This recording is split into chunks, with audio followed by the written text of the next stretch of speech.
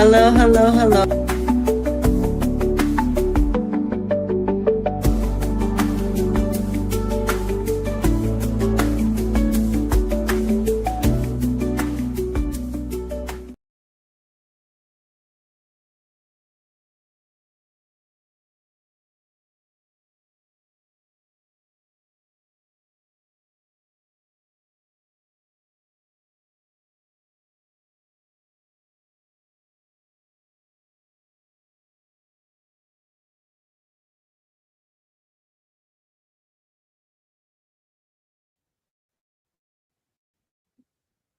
Hello, hello, hello. Welcome to A Happier You Leads to a Healthier You. I am your host, Goddess Asha Mariama. And of course, I have Mr. Peter Stuart. And we are going to continue the conversation that I posted on my podcast about the mind and the body and the importance of the healing and the connection between the two. And what happens when the mind and the body are not connected when it comes to understanding each other. Because I think when it comes to healing and recovery, if the mind and the body are not connected and we don't learn how to understand how both are impacted when it comes to our consciousness versus our subconscious and bringing them together at an equal medium, we're going to keep making the wrong choices, the wrong decisions, our actions and behavior, which impacts our physical health, our mental health, psychological health, spiritual health, emotional health, our relationships dynamics, and our financial dynamics. So we are going to be discussing multiple aspects of that. How are you doing, Mr. Peter? I'm doing good. How are you? I'm good. So the last time we spoke, we talked about, the physical therapy and the mental because you went from doing the physical therapy now doing mental. So as far as the importance of the mind and the body connection, why is there a disconnect? So let me give you an example. I had an anxiety attack because I got hit in the back of the neck that same day. Was on my way home. All of a sudden, I had a panic attack. Didn't know where it came from. And even though my mind was fine, it was like my body kept having these panic attacks. And I could not understand why they kept happening to the point where it was affecting my driving. And I couldn't understand why it was happening. And then I also went through physical therapy when I had two car accidents, not even 8 hours apart. And for Wow. years, I could not, understand that. And then a doctor told me, he said, "Are you having tunnel vision?" I said, "Yeah." He said, "What it is your eyes are not, your brain is not computing what your body is telling it." I said, "What do you mean?" He said, "Because even though mentally there's nothing wrong, there was something physically that's making it scared." And I had to learn to start talking to my body and saying mentally that it's going to be okay. And then my body would start to calm down. But why is it that our mind and body in certain aspects, as far as these anxiety attacks, that there's this disconnect between the It's a two? it's a great question, and I think a lot of it has to do with the amount of trauma that we've incurred and the amount of trauma that we've dealt with. We shelve a lot of stuff. Most people do. Most of us don't learn from our parents to, oh, well, let's sit down and talk about what happened. That's certainly not the way I grew up, and that's not the way most of the people I've worked with have grown up. So, most of it is soldier on, right? You just put it behind you, and move forward. In Jungian terms, he would refer to that as the unconscious, the shadow, our shadow self, where that's all the unresolved stuff that you stick in the closet and you don't deal with. So, in terms of that, it's a matter of thinking of, okay, so if I have accumulative trauma over time, mental, emotional, and physical trauma, and I think we discussed before that, I mean, if you have a physical trauma, there's going to be an emotional and mental component to that as well. So, all these things add up from the time we're a child, like say, even in utero. I mean, fetal alcohol syndrome is an a trauma to the unborn child, like so. And there can be other issues in utero. The the birthing process itself is traumatic. It's not something we remember, but certainly most people say it's the first trauma we experience. And because we are conscious to that experience on whatever level that is at that age, and the fact we don't remember it is very good. But we get into a habit of putting behind us a lot of what has happened, and because it's just like how can you function if you're going to break down for every little thing that happens?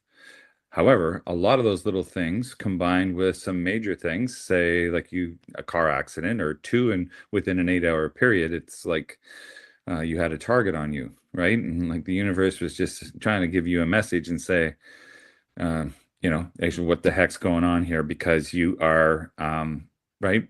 Like, I've had patients who have had multiple car accidents within 6 months, but never twice in one day. And I usually, am thinking as a practitioner when I'm listening to them talk that they're probably not in the best of places or super conscious. Because how did you show up to that intersection or that moment when you had a collision with another vehicle? I think after a while we can kind of be semi-unconscious while we're walking around this life. So it's and you don't know until it hits you. Uh, Case in point, I was out to lunch today. It's funny that we're talking about this, and my with one of my good friends, and he was just describing that in the last 2 days he's had his anxiety is really ramped up. Yeah, Mm-hmm. and saying all the symptoms you had, and even talking about the tunnel vision. I was just talking about that with him an hour ago, and I also said, it's just an overwhelm, right? Your brain's Mm-hmm. overwhelmed, and it's time to shut things down and narrow things down because the inputs coming in are too much for it to handle, and you've not been able to, or you haven't consciously known to deal with some of the stuff that's been under the skin, so to speak, under the surface, and that will shut us down. So I had my own experience of that about 10 years ago, I guess it was almost 10 years ago. It was New Year's Eve, and I was having people over. My wife and I were having friends and family in for the night, and I was cooked all day and cleaned, and we also were helping my daughter with her newborn at the time, and it was a very busy time in our lives. And I thought, oh, guests are starting to arrive. A couple of people have come early. I'm just going to run up and have a quick shower. And I stepped out of the shower, grabbed the towel, and fell sideways against the Oh, door. wow. I lost my equilibrium. I had vertigo, and I got myself sort of back up to my feet, wrapped the towel around me, and realized I was going to keel over again. So I just kind of hopped on one foot into my bedroom and threw myself onto the bed. I laid there for about 2 hours before I could actually move. And it's funny, right before the vertigo hit me, I felt like everything was closing in on me. And Oh, it was simply a matter of, after discussing it with my medical doctor and a few other people that I trust, it was really about I was overwhelmed and I wasn't taking care of myself. oh, wow. And then when that happens, your brain is just saying, I can't take any more stimuli. I'm done. Shutting her down now. So, and That if you that makes can't know to, sense. right, and if you can't know to shut it down yourself, how about a car accident? How about something? How about two car accidents? You didn't learn from the first one, kind of thing. We joke about it, but it's and you got to joke about it, but it does seem in my years of working with chronic pain, almost 30 years now, that it's amazing how these people have attracted certain things in their life, certain circumstances, and certain events that you would think, "Oh my heavens, that's terrible." But most of them became grateful for it later because it stopped them from continuing with a bad relationship. It stopped them from, it made them stop and look around at their life That and makes go, sense. yeah. And when they started to recover from their pain, they started to see with more clear eyes and then went, wait a second, this person isn't supportive. This person needs to go. And it could be relationship, it could be a job, it could be, but you really have to. I had a woman the other day, or sorry, a couple of years ago now. She was the managing director of an NGO out of Washington, and in sustainable roads. Amazing woman, very, very brilliant. But she said to me in the interview, "It feels like there are chinks in my armor." So Oh, for somebody to get to her position, and she could have easily been CEO. She's bright, bright, bright person, and would have been done well managing the entire affair. But um, there comes a certain point in time where you wear yourself thin. And she was trying to do so much, and she was so used to doing so much that at one point she just was starting to break down and not knowing how to handle it. She's when she said it feels like there are chinks in my armor and things are getting through. I was like, "Phew, yes, they are. And yeah, and this is where you need to listen to yourself. And you're a very smart person. It took me a while to get her to understand that it was her job that was killing her and yeah. and her dedication to this profession and what she believed in, but it wasn't working the way she needed it to work for her. So yeah, and eventually she took 6 months leave, and eventually she did leave the job. And I can't tell you how quickly she had a turnaround in her symptoms. That is, yeah, I agree because I was saying the same thing about that today when it comes down to that golden child, when it comes down to you cutting your family off because you put all of their problems on your shoulders and you have that spiritual weight because you feel like you're the one that your parents overlook. You're Hmm. the one that your parents, you got to pay your way through school. Mom and them pay for them, do everything for them. They don't even come to your events. They don't come to your wedding. They don't come to anything, but they want you to pay their bills. They Hmm. want you to take care of them. And Hmm. so one day you overhear something, or they're asking you to sell your house, or they take your furniture, or take your car, or you've been gone out of the country and you're a travel nurse and you come home and your sister's in your house done Hmm. moved in, done changed, done took over your whole entire space. So now Hmm. you're fighting to get your space back. And Hmm. it's like that same thing, that spiritual weight. I told people when you relinquish your yeah, that spiritual weight, Hmm. and when you deal with your family as far as those boundaries and you accept things for what they are, because we want things the way we want things to be. I always say every time I hear James Scott Farron, I want what I want and I want it now, I laugh because that's a real statement though, 100%. because you really 100%. want what you want and you don't realize that because you want what you want, you're not seeing it for what it is. Because all Do your you focus is on, I'm going to get what I want, and I don't care how I get it, who I hurt, no matter what I got to do, I'm going to get what I want.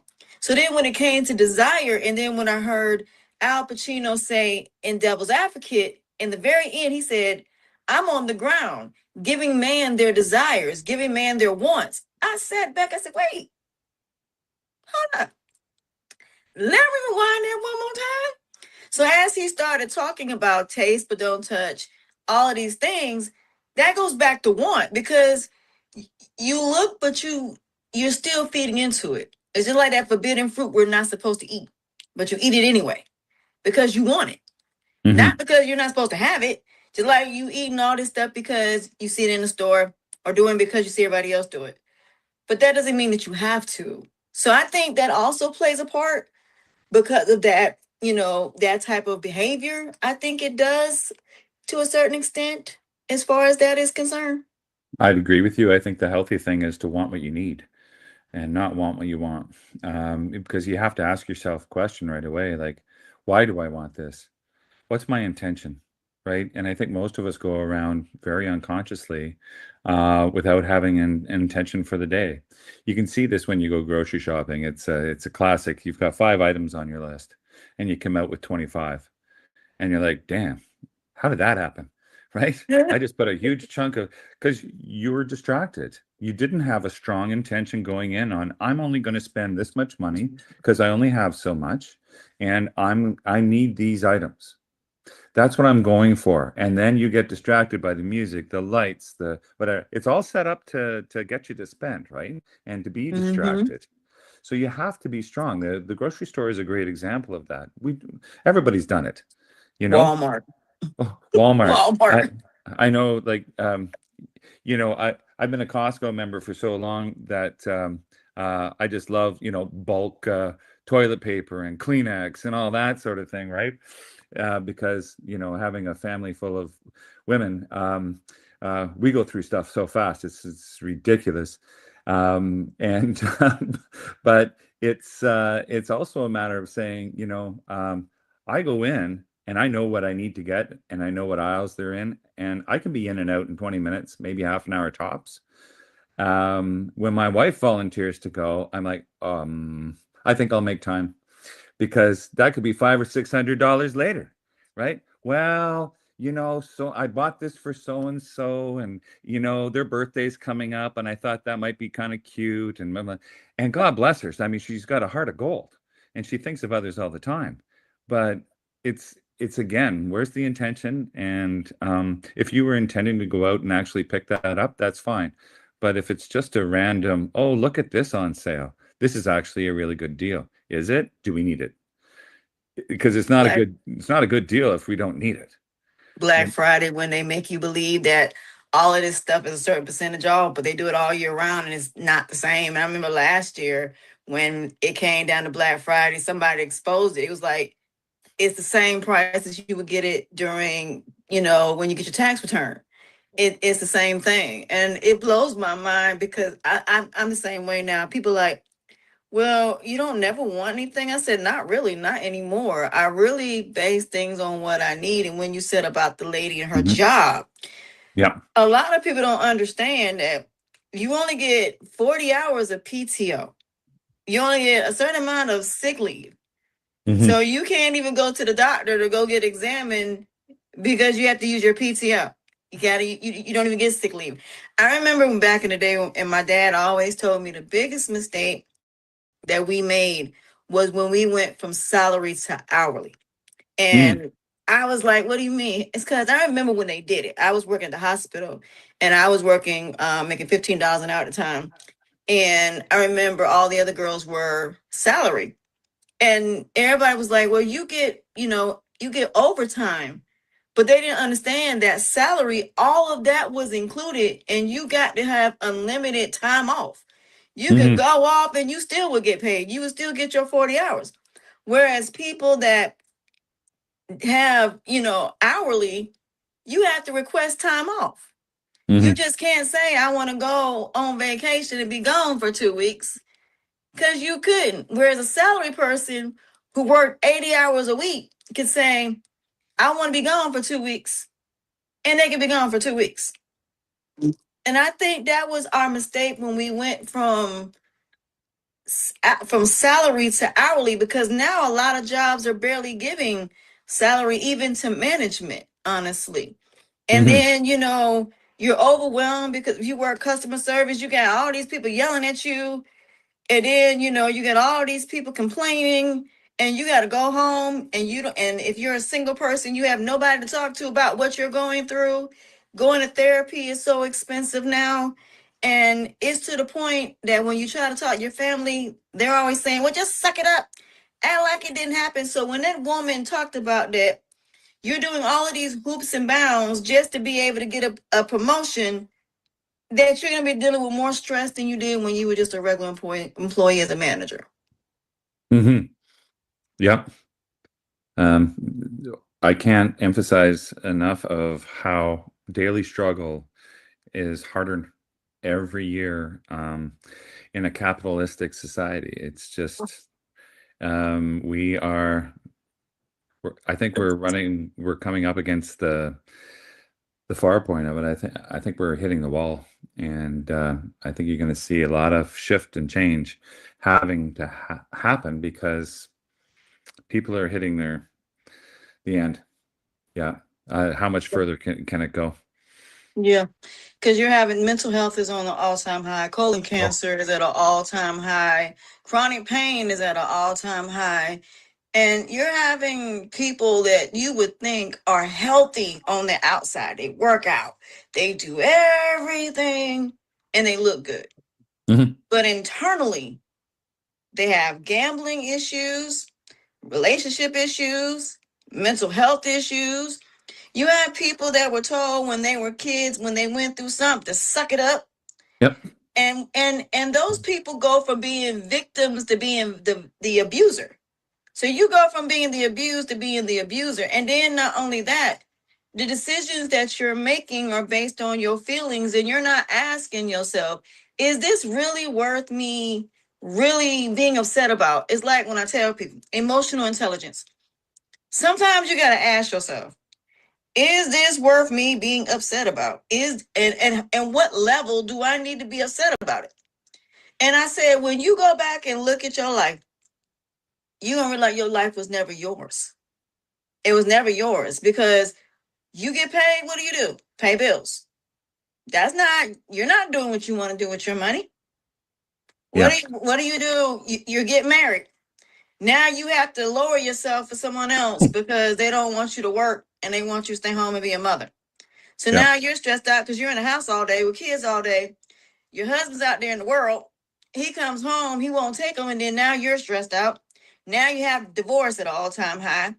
You got people that's driving on the road. Matter of fact, when my mom picked me up from the airport, we were on our way home and almost got to the house. Stopped and got something from McDonald's.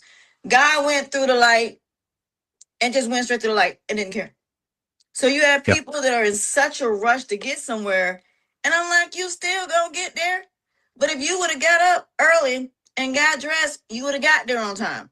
What were you doing the night before that made you decide to get up late and be late for work? And now you're rushing, and now you done been cause an accident that shouldn't even happen Yeah. But our because you're choices, speeding. I believe our choices that we make, especially unconscious choices like that, are coming from mental health issues, right? I think, like as you said, everybody's overtaxed, they're overburdened, and we don't have the capacity to know how to handle all of this. We're just told, as you said, suck it up and move on. And there comes a certain point in time where you tip the, like in the chronic pain world, I always talk about, you've had so much trauma, mental, emotional, and physical, that it's like a scale, and that last grain of sand tips it, and now you're not healing. And that's the point where we need to pour a lot of money into mental health. Mental health is at the root base of all of what you're saying. And for the husband who doesn't want to come home and help with the kids in the evening, you got to look and be grateful for the fact that you are in a situation where you can be where it's a one parent income. That's fantastic in itself. But if you don't want to come home and help with the kids at night, then why did you agree to this sort of situation? And usually it's a mental health issue. Yeah, I want kids. I don't have the mental capacity to deal with them. And it comes down to taking better care of ourselves, and the knowing that everybody needs counseling. I mean, no one's got this figured out. And we're getting more and more stuff thrown at us all the time. So how do we handle it? Well, drugs, food, booze, doesn't matter, right? All of this stuff. And I was talking with a veteran, an American vet who has a podcast. He's in Montana, and he tries to reach out to a male base to talk about these things, the stressors and addiction and things like that. And I said, long ago, I realized that people who have addictions, it's a mental health issue. For society to look down upon people who are struggling with drug or alcohol addiction, or food or pornography, or it doesn't really matter, right? Like, it's wherever you are focusing. These are people who are struggling to stay here. These Yeah. are people who this is anchoring them to this earth. That's the only thing they've got right now because their brain is overwhelmed and they cannot handle what's happened to them. And I'm No. like, for any of these people who are saying, oh, drug addicts and blah, blah, blah, I'm like, okay, well, do you want to listen to where they came from, what their story was, and listen to their abuse story, listen to, how lost they were as a child and had no guidance and no support. And I mean, if we're going to be nurturing each other, it starts with our mental health.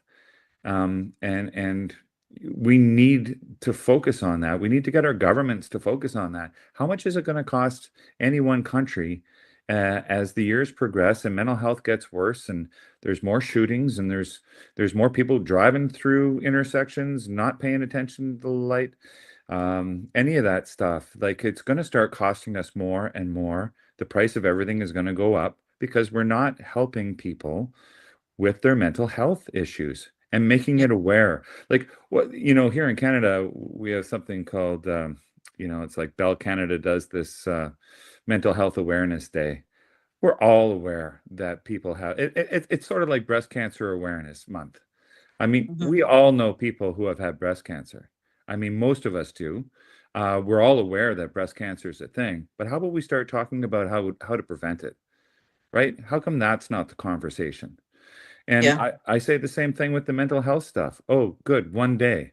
We're trying to make everybody aware and raise money. And is that helping? Like, we need serious government input into seeing that in the long term, we're going to save money by helping people with their mental health so that they don't, go off the deep end and cost us much more and many more lives affected by it.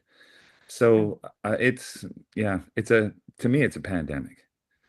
It is. It really, really is. And because of those decisions you make mentally, and because of the trauma and the damage, your physical is being damaged. And it's not until, you know, you have chronic pain and you feel pain. Like, for example, my pain may start in my neck, then it may go down to my I'll take a Motrin or I take some Tylenol or even Hmm. oxycodone or whatever.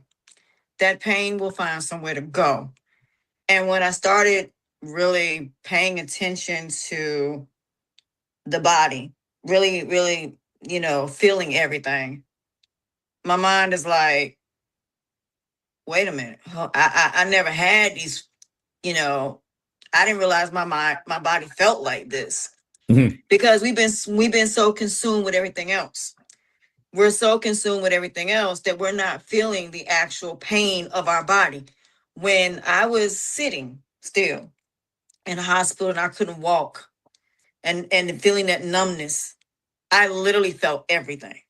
Hmm. And from that day forward, when I didn't have nobody calling my phone, when I was completely by myself and I could feel everything, and feeling that pain was unbearable. But I Hmm. said, I can either sit in this pain or try to do something to figure out what the main issue is. Fighting with doctors telling me we can't find anything because you can't see pain in x-rays or MRIs. But it's got to be coming from somewhere. The pain got to be coming somewhere. A lot of people say it's inflammation. Inflammation could be a problem. Your insulin levels can be an issue.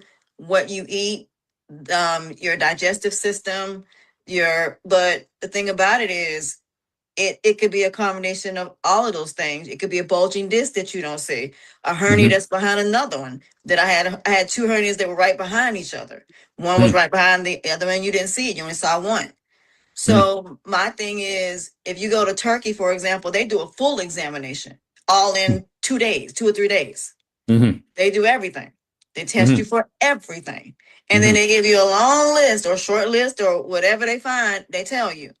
And these are the things you go home and you start, treating. Whereas when you go to a new doctor, they're asking you, instead of them just saying, you know what, we're just going to do all these tests to find out what's going on. We're going to test you for everything. We're going to do your colon, your heart, your liver. We're going to test everything to find out what is going on. Because a person can only tell you what they, based on the surface level of it. Because again, the mind and the body are not connected. That's So right. they can't feel what's going on because they're focused on what's going on at home mentally or their everyday issues. They can't tell you how their body is feeling. They can't tell you until you eliminate everything mentally that is going on and you have time to actually feel it. Then you can say, I'm having pain in my side, I'm having pain in my stomach, I'm having pain here, and you can tell them everything. Hmm. But nobody can tell you when they go home and they have other issues mentally going on that overshadows how they feel physically. It's just like with sleep. People are strolling, like you said, all day long, strolling, strolling, strolling, strolling. That thing, anxiety also is coming from that. Because all we're Hmm. doing is strolling all day. Our brains are taking in so much information that is on overload, which is probably the reason a lot of people are having anxiety because we're our minds are overloaded with so many things that we can't focus on the things that are primarily. Some people can't even pick up a book anymore and read because their attention spans are so short because Hmm. now everything is shorter at this Hmm. point. Hmm. Oh, absolutely, 100%.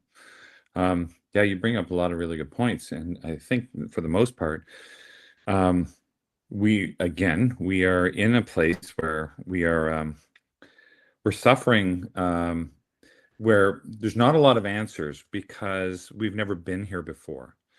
So science isn't, science is saying, yeah, okay, so because you doom scroll all the time, and maybe you get caught up in, you know, oh, one moment, please.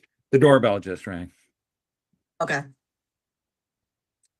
So yeah, while he's going to go take care of that, I would say this. When it comes down to our, situations with our mind and our body and our spirit, those things have to be combined because every choice, every decision, every action, every behavior that you do, there are consequences and repercussions and karma. But the problem is those consequences and repercussions, you're just thinking mentally. You're not thinking physically of how physically you're going to be impacted by whatever it is that you do or whatever it is that is going to happen.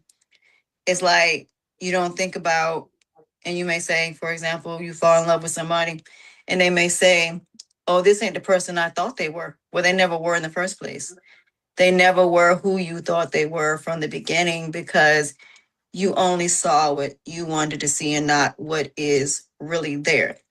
So now that you're back, okay, you can continue from there. Sorry, unexpected. Somebody wanted me to see if they wanted to clean my gutters, Oh, but no, I'm good. Uh, but yeah, sorry, where did we leave off? we were talking about how, um, like I said, about when you go to the doctor and they're asking you what is wrong, Mm, you only can tell them based on what you think because, like I said, your mind is on other things, your always. body, but you're not knowing what's going on. How your body's being impacted by your choices, decisions, your actions, behavior, and what it is that you consume. Because the first thing we do is we go off our emotions. That's the first thing that hits how we Oh yeah, feel. yeah. But our mind does not understand our feelings because unless you get hit in the head, you're not going to understand that process of that.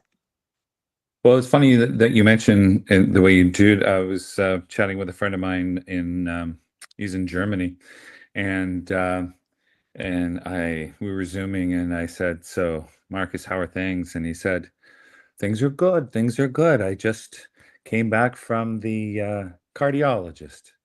And I said, "Cardiologist? How, if you're seeing a cardiologist, things can't be good." He goes, "Oh, no, no, no. He just checked me out once a year to see how my heart and my vascular system was doing." And I said, "What?" And he said, "Yeah. I also see an internist, and I go to see a neurologist." And so once a year, the Germans get their entire system checked out. I'm like, what? Wait. Uh, we may have public health care in Canada, but and that's fantastic. And there's a lot of improvements that still could be made, but um, I don't see a cardiologist unless I'm sick, unless there's a problem. And Mhm. isn't that a better way to do healthcare, is to be completely checked out from head to toe and say, okay, your blood pressure's high, or we found this and that, but overall you're doing pretty good. Um, yeah, so we sit in mystery, and we put it out of our minds because you can't be dwelling on that. Most people don't dwell on it until they get a diagnosis, and by that point you're like, damn, I wish I had known a lot sooner, and I could have maybe done something better for myself. But even then, it's hard because people are so wrapped up in their own lives. And I think we do a lot more for our kids now than they've ever had to have done, as just a generation of kids who seem to be a bit more lost without guidance and without more help behind it. And there's a lot more mental illness with the younger people. Although I have to admit that, I look at my girls and they're very sensitive kids. And my oldest is a singer-songwriter and trying to make it in the music world, and she's had a few accolades so far, but just enough to just enough of a crumb to keep her going, right? It's like a good golfer, or I mean, it's like golfing for me. A couple good swings, hits of the ball on the golf course, and I'm like, all right, I'll suffer through this. That was so much fun. It was a horrible 16 holes, but two of them were really good. So I'll keep Mhm. coming back. And the irony of that, but it's and the musical world has changed so much in how you get paid. It's ridiculous. I don't know how they got that to happen, but um anyway, the sensitivity with both kids are high, and suffering from anxiety, and my oldest daughter has ADHD. Oh. And yeah, but we didn't see it and we didn't know it. Now, our doctor said, you know what, I think you have ADHD. So she did a take-home test, and then she said, you know what, Dad, you should probably take this test. I'm like, all right, give it to me. What are the questions? And then she's asking me these questions. I'm like, oh, yeah, all the time. Oh, yeah, no, of course, all the time, all the time. I'm like, oh, geez. Mm.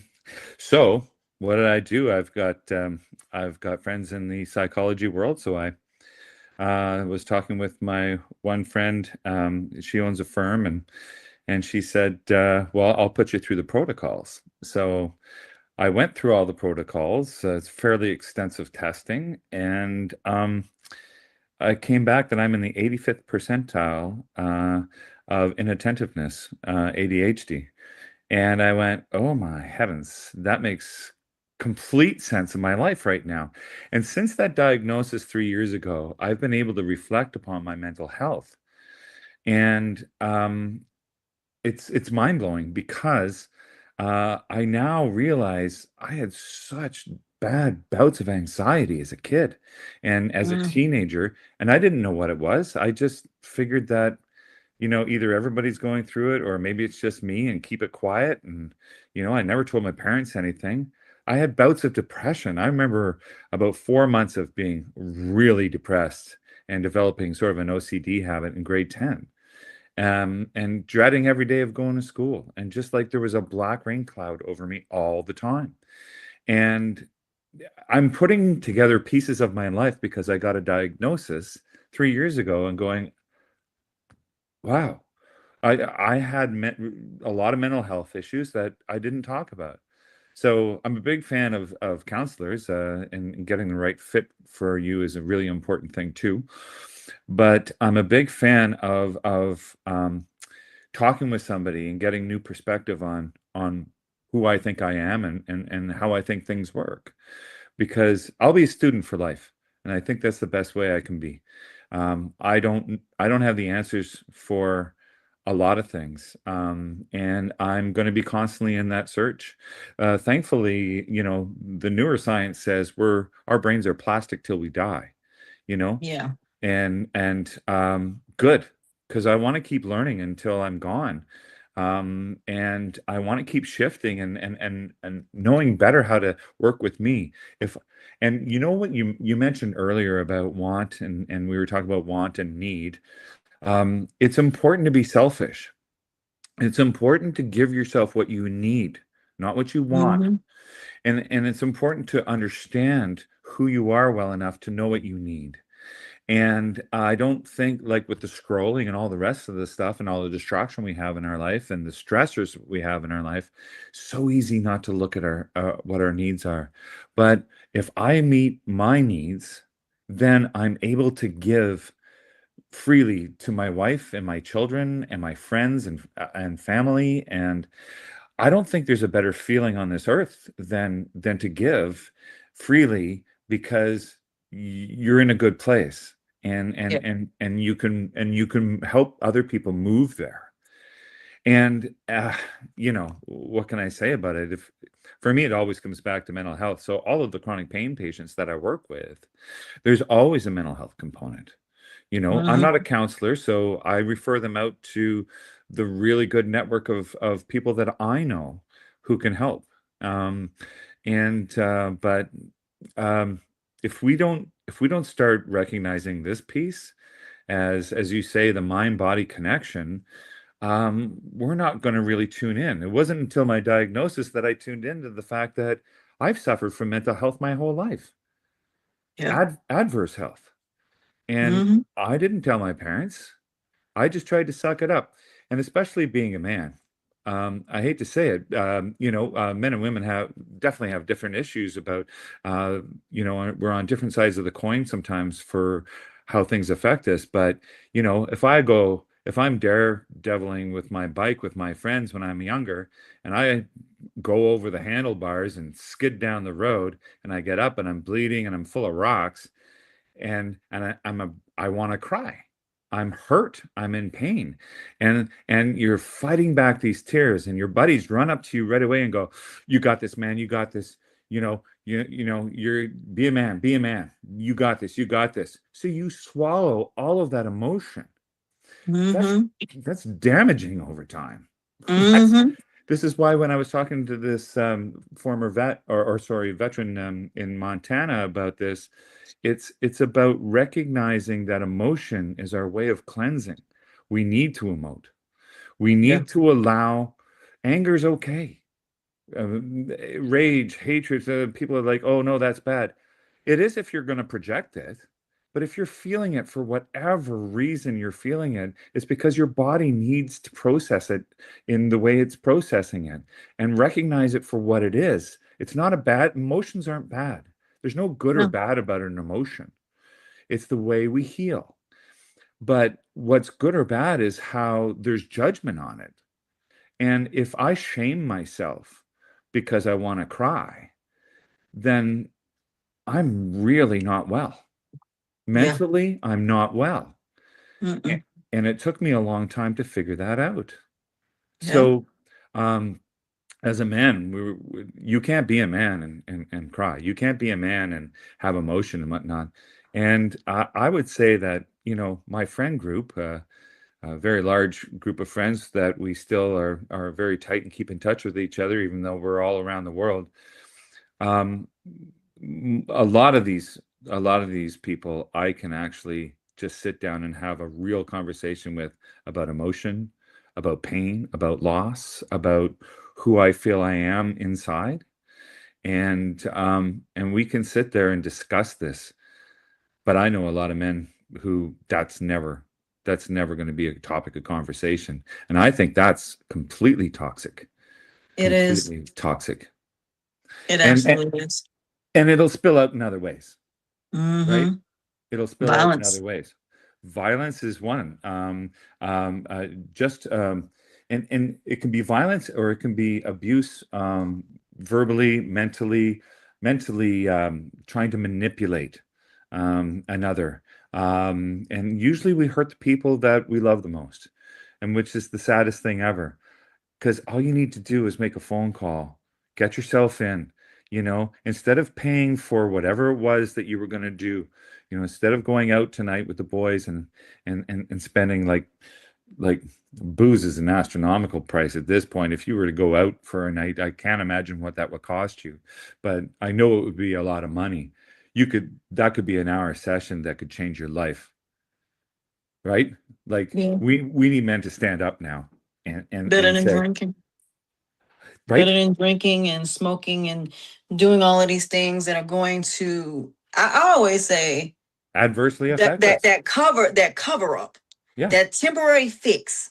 yeah. We want to stay at that high.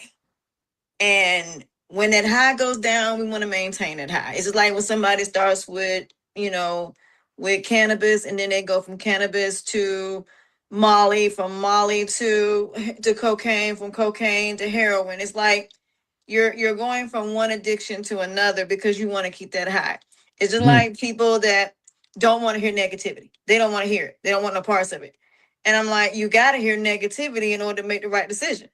You mhm, can't make a decision if everything's always positive, because then when negativity hit, you're not going to be prepared for it.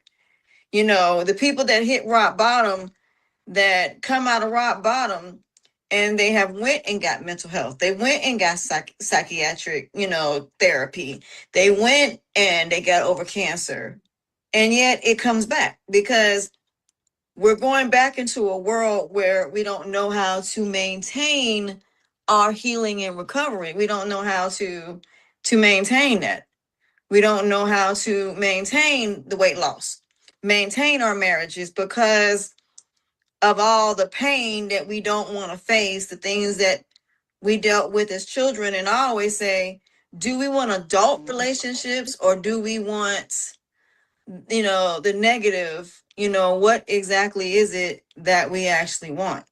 mhm, Because, for me, it's evenly yoked. I want an adult relationship. I don't want, how you were a kid and you go to your mom and you say, I want a PlayStation. Mom says no. Go to dad. Dad says no. Go to grandma. Grandma gets it for you. Well, we do that with everybody, regardless of mhm, who it is. We'll go from infidelity or adultery because whatever we're not getting from our husband, we're getting from another person that mhm, isn't our husband or wife or girlfriend or boyfriend. Our friends. If our friends don't give us want, we hang around, new people. So it's like that want can be so detrimental, because just because you want something doesn't mean that you're meant to have it.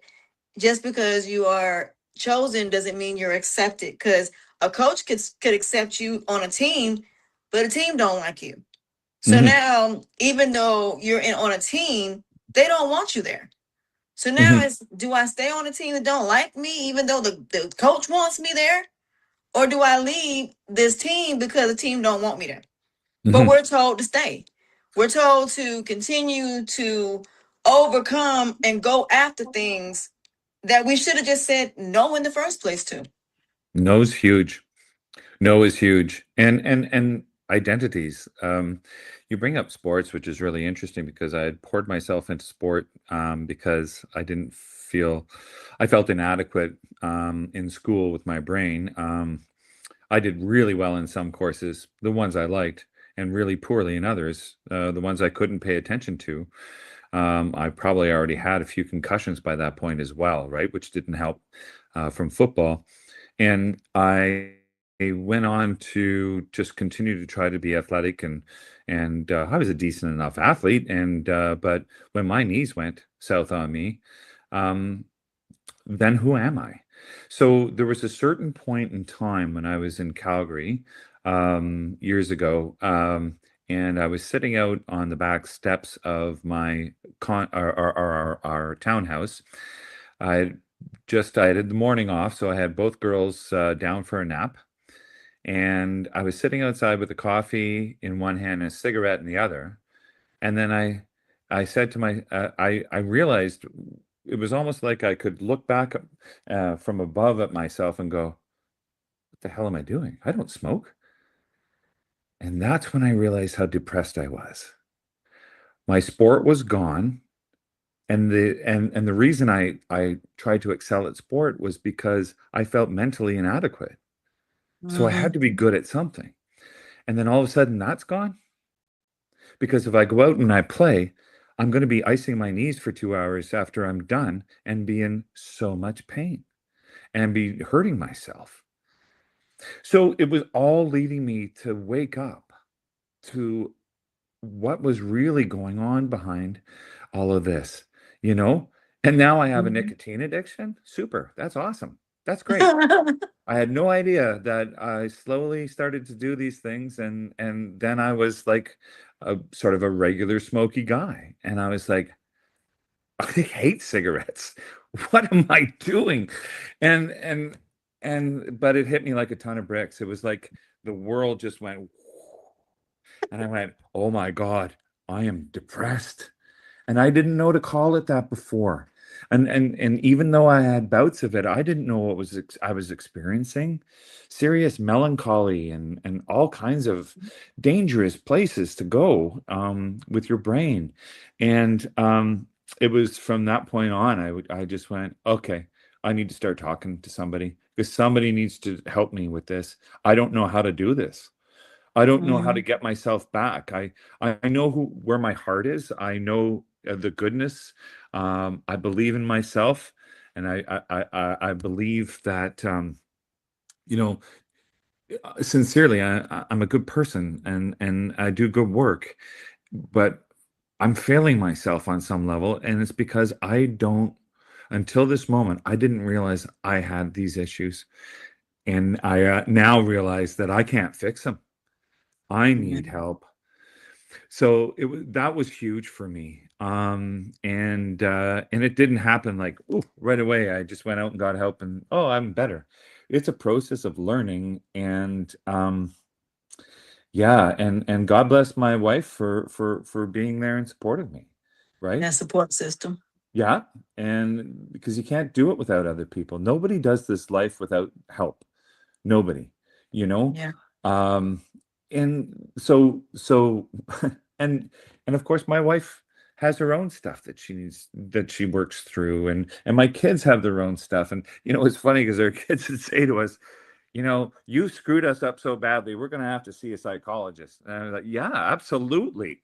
100%. And I'll help you pay for it. Because Yeah. you know, yes, you do. You need to get perspective and have somebody help you heal because you Mhm. have unique wounds that I know nothing about. And you've got to look at that. But this life is about transformation. We're here. Absolutely.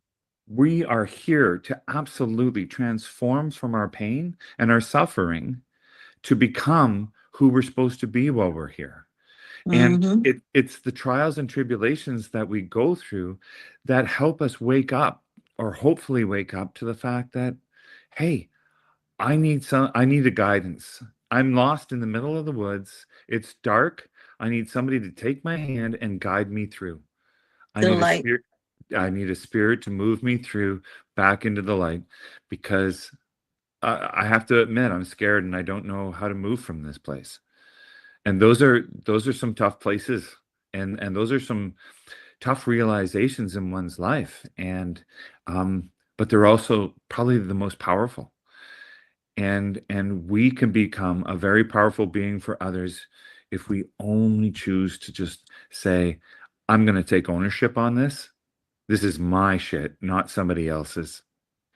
And what you just said upset me, but that's not on you. I got upset because that's my issue. You Mhm. pushed my little big red button on my chest and I got upset. It's time that I became a spiritual adult and did the work that I need to do on me so I don't get upset by that anymore.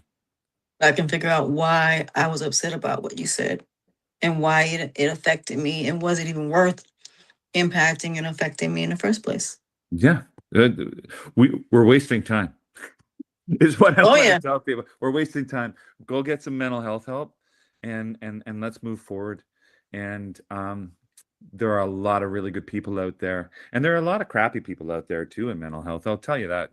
You really need to shop around to find the right person, and it may cost you a bit more money just to go from person to person until you feel that fit. But I'm telling you, most people will give you like at least a half an hour of their time, so the both therapist and patient can decide, is this right for me? Is this a relationship I want to enter into? Because that's exactly what it is.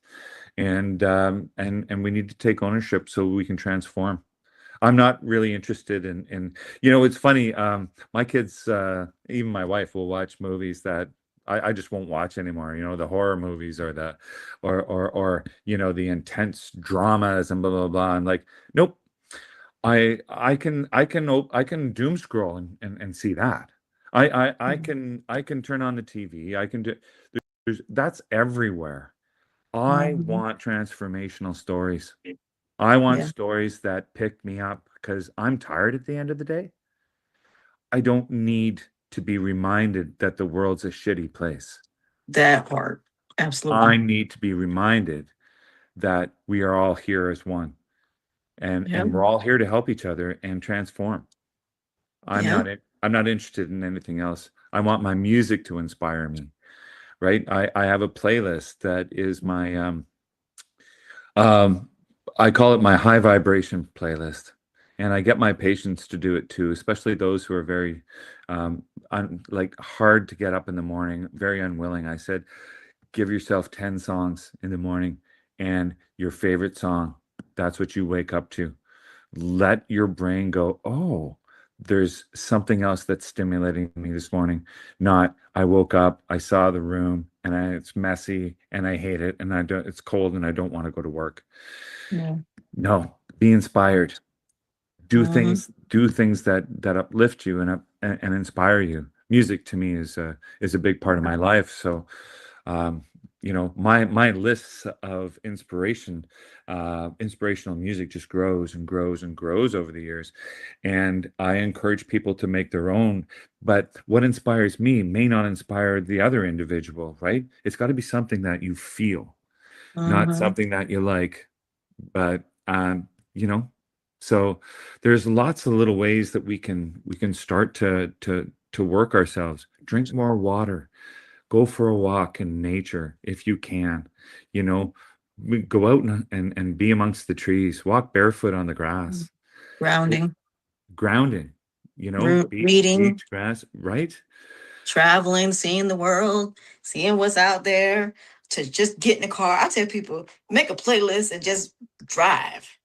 Yes, Don't even know where you're going. Just drive. And then just see where you end up at. Just see where that's you right. stop. Where you Where stop at.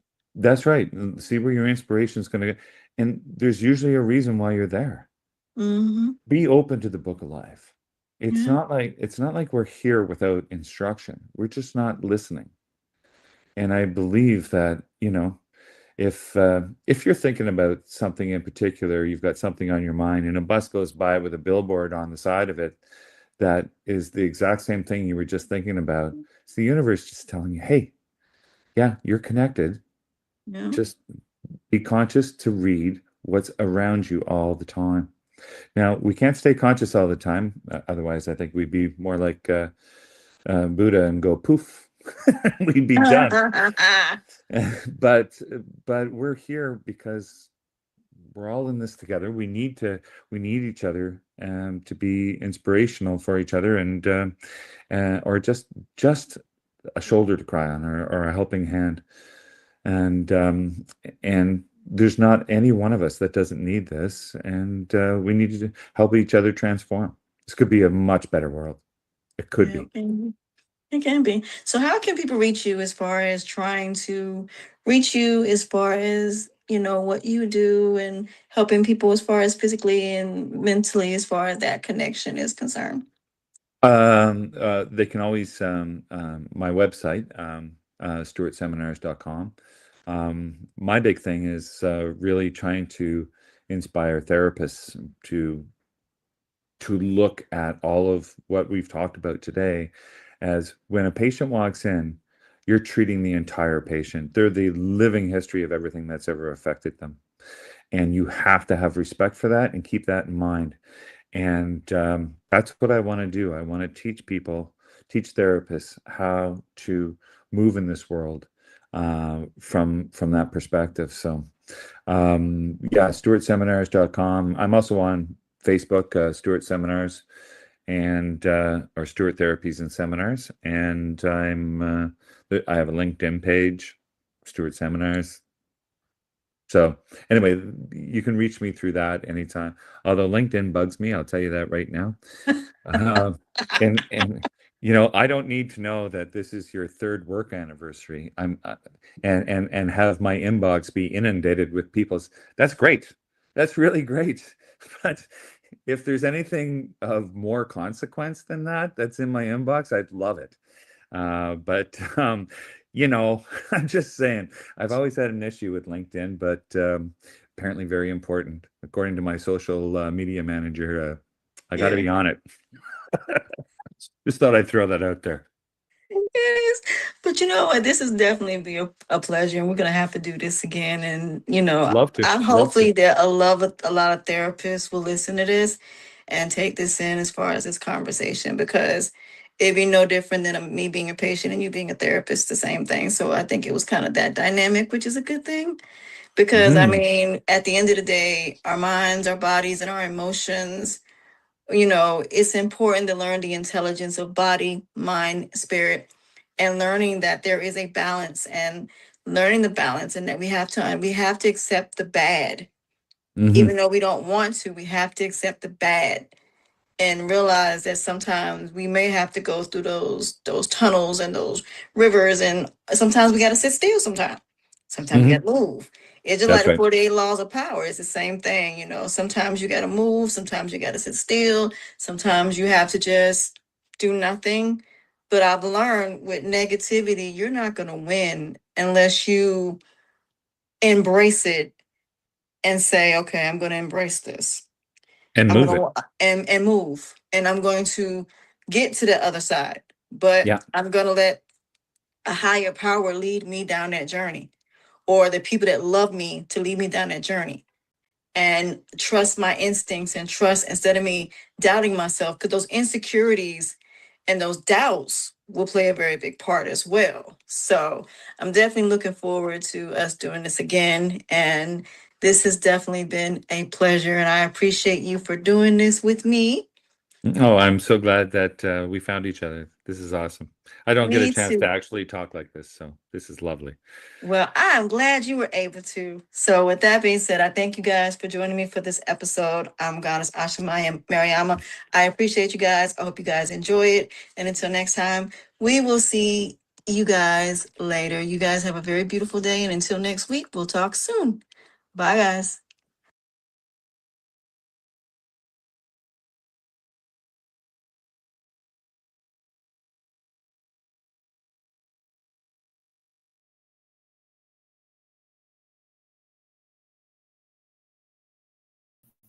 Sorry, y'all. I've been here. It's just that I was actually had to when I do the type podcast, I have to be out of it in order to let it play. So if y'all wondering why I didn't do an intro, was because if I go back and forth, it ends up stalling. So I finally figured out that once I do it, I have to just go straight into it, and then talk to y'all afterwards. But if you are interested in being a part of my podcast, as far as a guest of my podcast, if you are interested in just seeing my podcast, or if this podcast or all of my podcasts that I do on my channels, if they inspire you, if they help you through your journeys, please email me. And if you want to have products that you would like for me to promote, you can email me at asha.mariama01@gmail.com. That's asha.mariama01@gmail.com. I love that conversation, because that conversation was so enlightening, because we don't understand the importance of the mind and the body, and the importance of them having a connection. Even though the neck is what connects the mind to the body, if the mind and body don't understand each other, then they can't communicate. If they can't communicate, then the mind has no idea what the body goes through. When I started opening my third eye, I started connecting my mind to my body, and then my mind to my spirit. I got a better understanding of what different functions and different parts actually felt like. So, is it an easy journey? No, but it was worth it though, because I learned so much about the importance of the mind and the body connecting, the importance of, the emotional intelligence and critical thinking, common sense, and common judgment. Those things were very, very important. So I wanted you guys to hear this podcast, and I hope it really does help you through your journeys of everything that you're going through. And I really hope that it inspires you to learn more about your body. And before you make decisions, make sure that you understand physically how it impacts you. Before you just go off your emotions, understand how the mental, the mind, and the body are going to be impacted internally and externally before you just react based on your emotions. Make sure that these are things that are worth, you know, trying to, be upset about, or whatever your feelings are about it. So, with that being said, I really appreciate you guys for joining me. The one that I was going to do with Miss Melissa has been pushed back because she has laryngitis. She's not feeling well. So, that one will be pushed back until after she feels better. I have a conversation that I have with someone else that I um, posted yesterday. And then also I have someone else that I'll be doing a conversation with that I'll be posting as well.